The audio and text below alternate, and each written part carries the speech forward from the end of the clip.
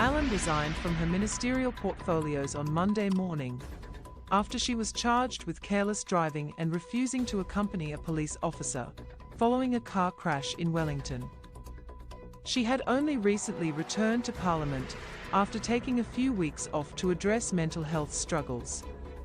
Prime Minister Chris Hipkins said Allan was offered more time off, but indicated she was ready to return to work.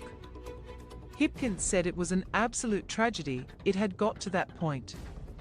People who are working through these issues, in some cases that's a significant step in their recovery, is to re-engage with the positive things in their life, Hipkins said on Monday.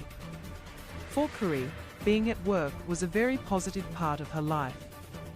She had been receiving support.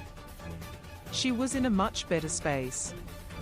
Had I been able to foresee this, of course there would have been more things that we might have been able to do. I don't have a crystal ball any more than anyone else does. National leader Christopher Luxon questioned why Hipkins allowed Allan to return. He said the Prime Minister had failed to set clear expectations to his cabinet, and there was something going wrong in the culture and leadership of cabinet. Those are decisions that he has to be accountable for. All I can observe from my position is a series of ministerial appointments and behaviour that has not been well managed. It has gone on and on. Luxon said Allan's position was untenable, and it was right for her to step down. We want support for Kiri, that's absolutely important.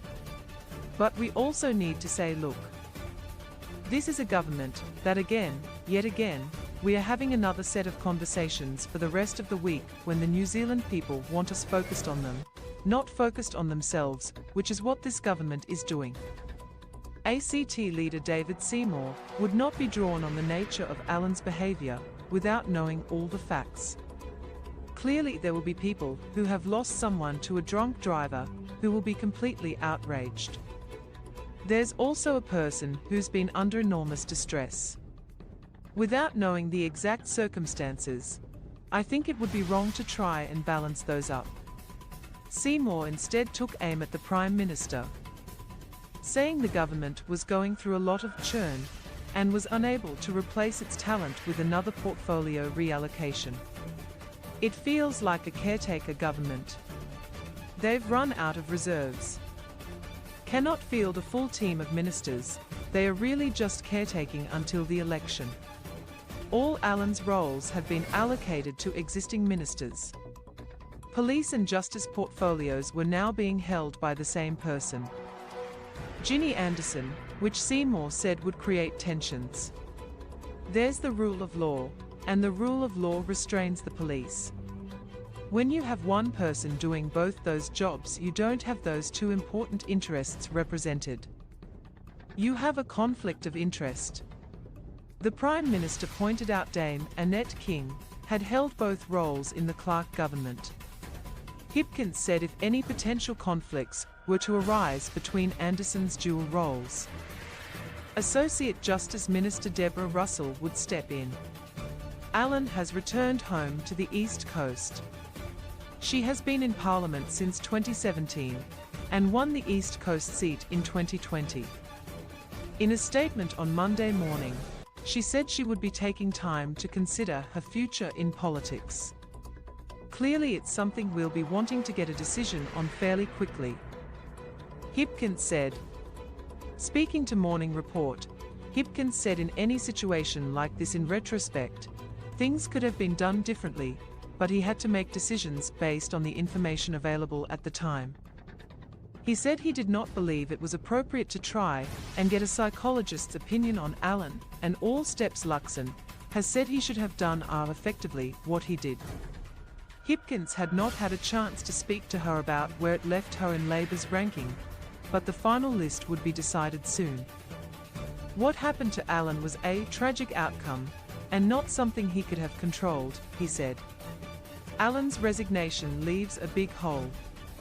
A mayor in one of the regions hit worst by Cyclone Gabrielle said Allan's resignation leaves a big hole in the storm response. She is now the third minister, with a regional coordination responsibility for the cyclone response to resign or be sacked. YROA Mayor Craig Little said Allan always made herself available to help his region, despite not being its minister.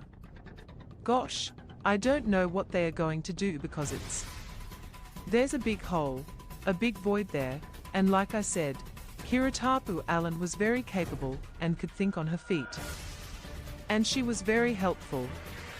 Allan's regional coordination role has been picked up by Cyclone Recovery Minister Grant Robertson. Taloga Bay Civil Defence Area Manager Greg Shelton said he was not worried that the situation with Allan would impact cyclone recovery, but praised her for the work she had done in the role. Kiri Allan did a great job. She set up the foundations, and I think people are going to talk about this for a while, but I think we've got to move on, and what happened could have happened to any of us. We keep on going and our thoughts are with Kiri at this time. Shelton said Allan was well liked in the area, and her local knowledge helped when it came to support for the region. But any minister who took on the job would be welcomed with open arms. We judge them on a warm smile, a warm heart and a strong handshake, and we've been lucky with whoever has come into our community.